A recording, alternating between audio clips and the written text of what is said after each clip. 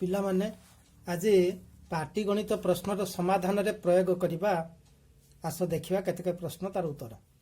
ପିତାଙ୍କ ବୟସ ପୁତ୍ର ବୟସର 3 ଗୁଣ।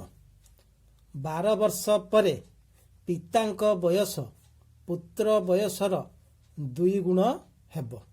ତେବେ ପିତା ଓ ପୁତ୍ରର ବର୍ତ୍ତମାନ ବୟସ କେତେ ଏହାକୁ ନିର୍ଣ୍ଣୟ କରିବାକୁ ଆମକୁ ହେବ। ତମେ ନେଇଯିବ କାର ବୟସ ଦରକାର, ପିତାଙ୍କ ବୟସ ପୁତ୍ରର ବର୍ତ୍ତମାନ ବୟସ ଦରକାର। ତାହେଲେ ପିତାଙ୍କର ବର୍ତ୍ତମାନ ବୟସ x ବର୍ଷ ଓ ପୁତ୍ରର ବର୍ତ୍ତମାନ ବୟସ y ବର୍ଷ ମନେକର ନେଇଗଲ।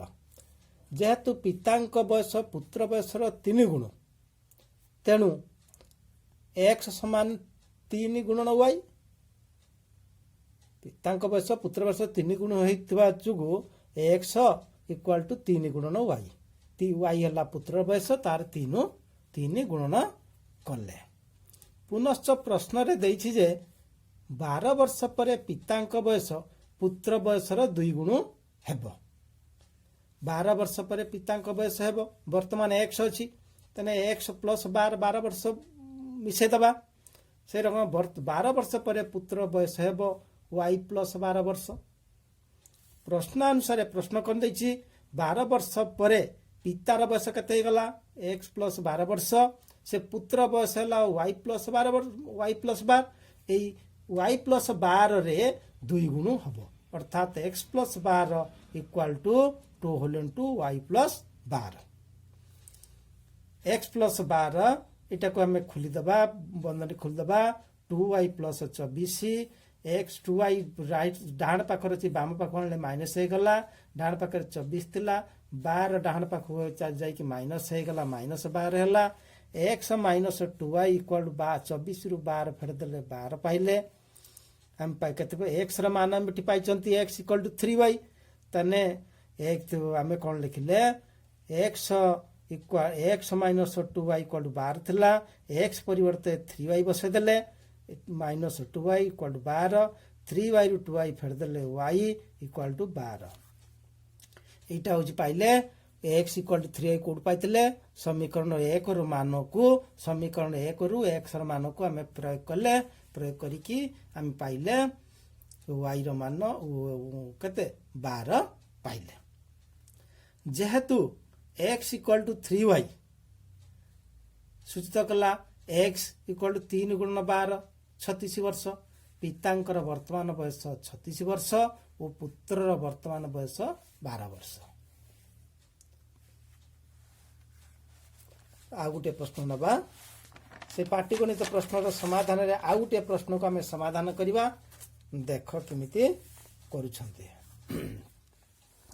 2 ଅଙ୍କ ବିଶିଷ୍ଟ ଗୋଟିଏ ସଂଖ୍ୟା, ତାହାର ଅଙ୍କ ଦ୍ୱୟର ଯୋଗଫଳର 4 ଗୁଣ, କିନ୍ତୁ ସଂଖ୍ୟାଟିରେ 18 ଯୋଗ କଲେ ଅଙ୍କ ଦ୍ୱୟର ସ୍ଥାନ ବଦଳି ଯାଏ। ତେବେ ସଂଖ୍ୟାଟି କେତେ ନିର୍ଣ୍ଣୟ କରିବାକୁ ହେବ? ଆମକୁ ଏଠି କହିଛି 2 ଅଙ୍କ ବିଶିଷ୍ଟ ସଂଖ୍ୟା। ମନେକର 2 ଅଙ୍କ ବିଶିଷ୍ଟ ସଂଖ୍ୟାର ଦଶକ ସ୍ଥାନୀୟ ଅଙ୍କ x ଓ ଏକକ ସ୍ଥାନୀୟ ଅଙ୍କ y। ଦଶକ ସ୍ଥାନରେ ଥିବାରୁ ଆମେ ସଂଖ୍ୟାଟି ପାଇବା କେତେ? ସମାନ 10 ଗୁଣନ x। ଯେହେତୁ x ଦଶକ ସ୍ଥାନରେ ଅଛି, 10 ଗୁଣନ କଲେ, y ଏକକ ସ୍ଥାନରେ ଥିବାରୁ ସେଥିରେ 1 ଗୁଣନ କଲେ, y ଗୁଣନ 1 equal to 10x plus y। ତାହେଲେ ସଂଖ୍ୟାଟି ଆମେ କେତେ ପାଇଲେ? 10x plus y। ଅଙ୍କ ଦ୍ୱୟର ଯୋଗଫଳ ଦେଇଛି। ସଂଖ୍ୟାଟିର ଅଙ୍କ 2 ଅଙ୍କ ବିଶିଷ୍ଟ ସଂଖ୍ୟା, ତାର ଅଙ୍କ ଦ୍ୱୟର ଯୋଗଫଳ ଦେଇଛି 4। ଅଙ୍କ ଦ୍ୱୟର ଯୋଗଫଳର 4 ଗୁଣ କିଏ? ସଂଖ୍ୟାଟି। ଅଙ୍କ ଦ୍ୱୟର ଯୋଗଫଳ କେତେ? ଗୋଟିଏ ଅଙ୍କ ପାଇଥିଲେ x, ଆଉ ଗୋଟେ ଅଙ୍କ ପାଇଥିଲେ, ଗୋଟେ x ପାଇଥିଲେ, ଗୋଟେ y ପାଇଥିଲେ। x ଯୋଗ କରିଦେଲେ x ପ୍ଲସ୍ y। ପ୍ରଶ୍ନରେ କ'ଣ କହିଛି? ଯେଉଁ ସଂଖ୍ୟାଟା ପାଇଲେ 10x ପ୍ଲସ୍ y, ସେଇଟା ଅଙ୍କ ଦ୍ୱୟକୁ ଯୋଗ କରିଦେଲେ x ପ୍ଲସ୍ y ହେଲା, ତାର 4 ଗୁଣ ସହିତ ସମାନ। ଏଇ ପ୍ରଥମେ ଦେଲା। ତାହେଲେ 10x plus y equal to 4 whole into x plus y। 10x plus y ଏଟାକୁ ବନ୍ଧନୀ ଖୋଲିଦେବା। 4 into x 4x plus 4 into y 4y।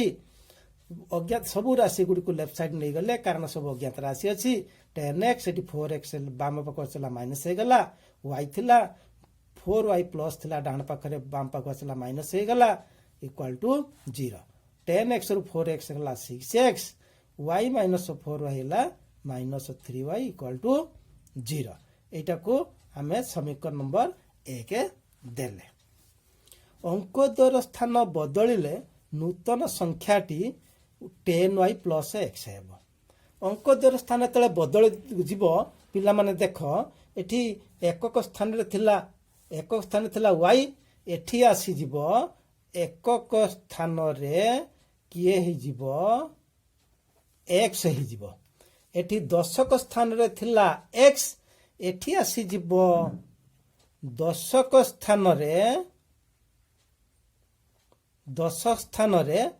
y रहिबो ताने जेहेतु दशक स्थान रे y ताने हम लिखले 10 गुणन y एक स्थान रे x x गुणन 1 समान 10y प्लस x इट लिखले अंक द्वयर स्थान बदलिले नूतन संख्याटी हबो 10y प्लस x एकक स्थान रे एकक स्थान रे किए रहिबो x रहिबो पूर्वरु थिला एकक स्थान रे y थिला आउ दशक स्थान रे y रहिबो पूर्वरु एकक स्थान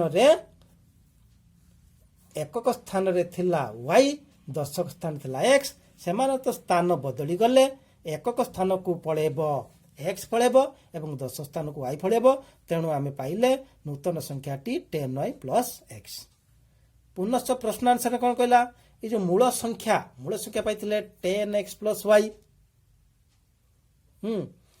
ता मूल संख्या रे 18 जोग कले ता नूतन संख्या सहित समान हबो कहिछि देख संख्याटी रे 18 जोग कले एठी संख्याटा पाइथिले 10x प्लस y पाइथिलो 18 जोग कर देले से मूल संख्या प्लस 18 इक्वल टू नूतन संख्या मूल संख्या पाइथिले 10x प्लस y एटा पाइथिलो प्लस 18 जोग कलो नूतन संख्या pilo 10y plus x 10x minus x ए माइनस x टा बाम पाख पळेला माइनस हे गला प्लस y थिला y डाहण पाखरु बाम पळेला माइनस हे गला 18 डाहण पाखु पळेला माइनस हे गला 10x रु x हमें फेडी देले 9x माइनस 9y माइनस 18 ओई दीटा रु कॉमन कोन आसला 9 कॉमन आसला ताने 9 कॉमन आसला पर x minus y equal minus 18 x minus y equal minus 18 हरण 9 इक्वल टू माइनस 2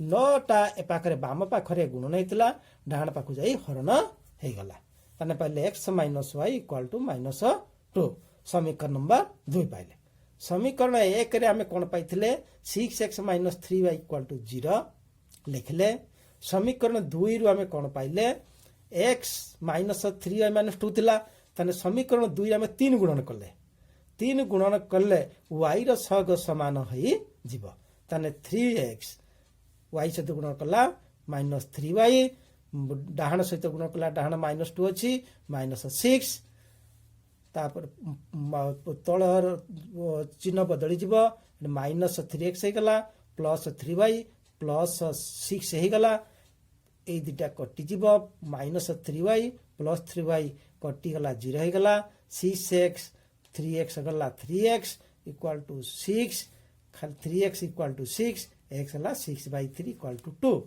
x र मान 2 हमें पाइले वर्तमान जो x र मान 2 पाई छंती x र मान 2 को हमें समीकरण सेकंड रे प्रयोग कर दबो ए सेकंड रे प्रयोग कले से समीकरण सेकंड टा कोन अछि x minus y equal to minus 2 x र मान 2 एठी प्रयोग कले माइनस y को माइनस y रहला equal to minus 2 minus y left side रहला 2 टा आर पारी गला माइनस 2 माइनस 4 हे गला y र मान 4 पाइले ओ बटरू माइनस संख्या ना माइनस कैंसल हे गला y र मान 4 पाइले अतः संख्याटी हमर थिला 10x प्लस y x र मान 2 तने 10 रे 2 गुणन कले 20 y र मान पाइचंती 4 प्लस 4 20 युक्त 4 24 आ गुटे प्रश्न करिबा देखो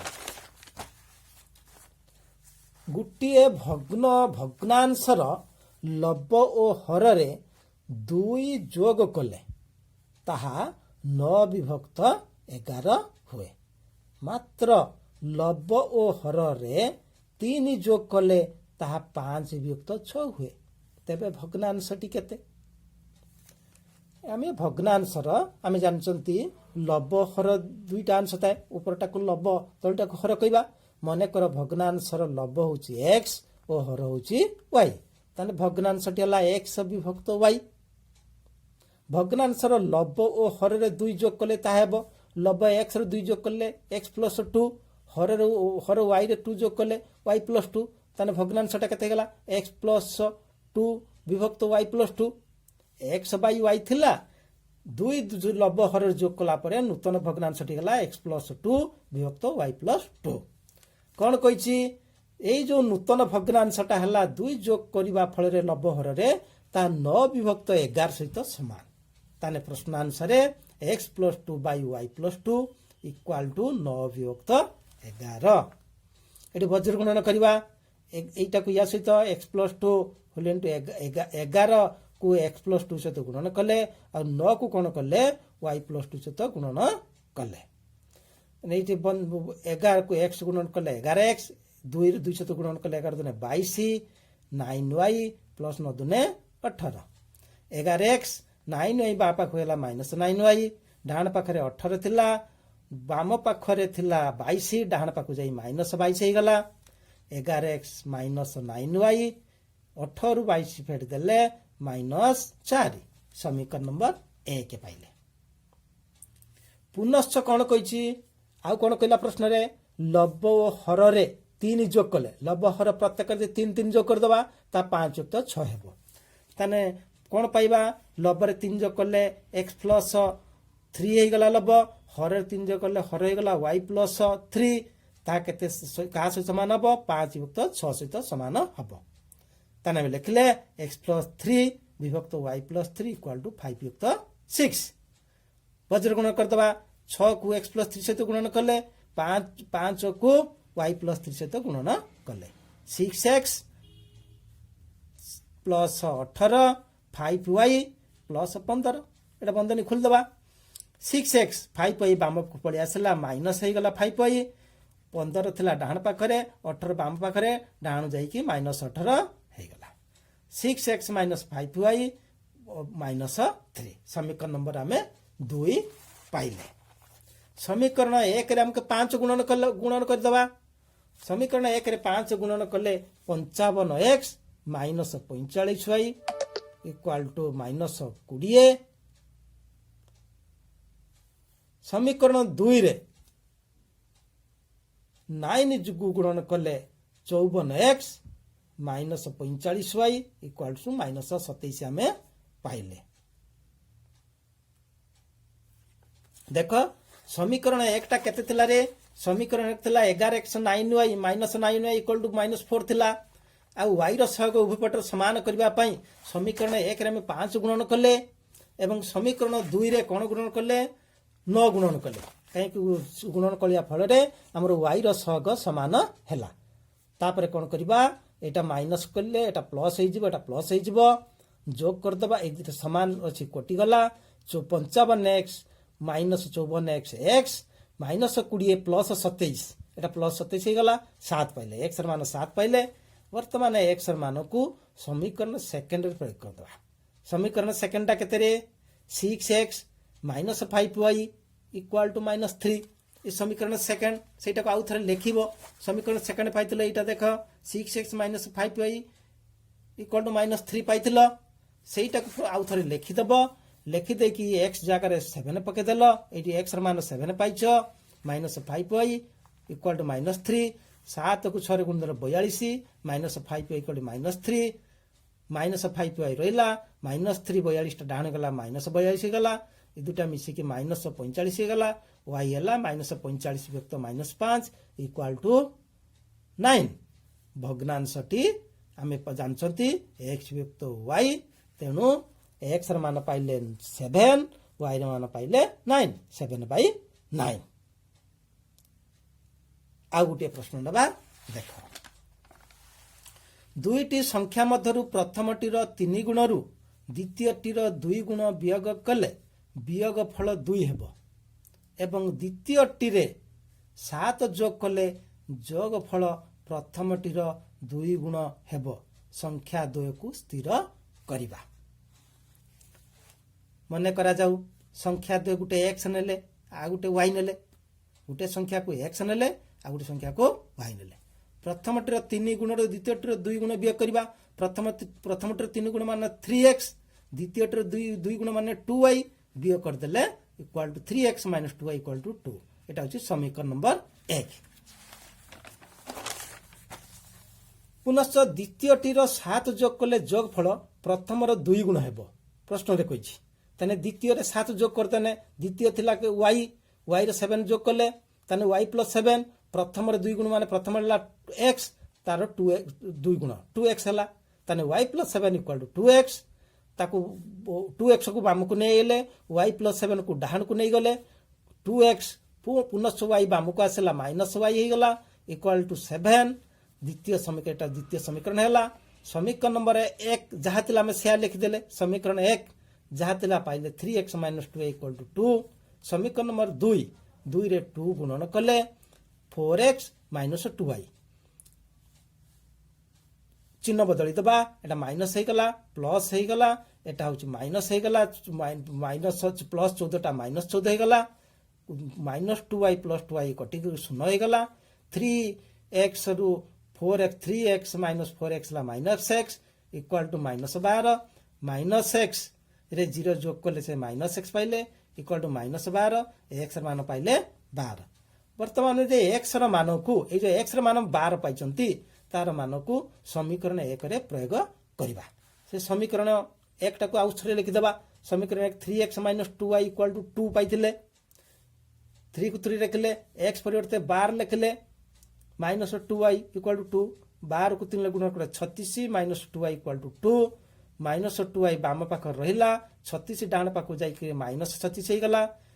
2 माइनस 36 हला माइनस 34, y हला माइनस 34 विभक्त माइनस 2 इक्वल टू 17। संख्या द्वय पाइले गुटे 12 आ गुटे 17। एई भली पाटीगणित प्रश्नर समाधान आमे करिबा। आउ केते प्रश्न परे करिबा। आज पई एतिकी थाओ।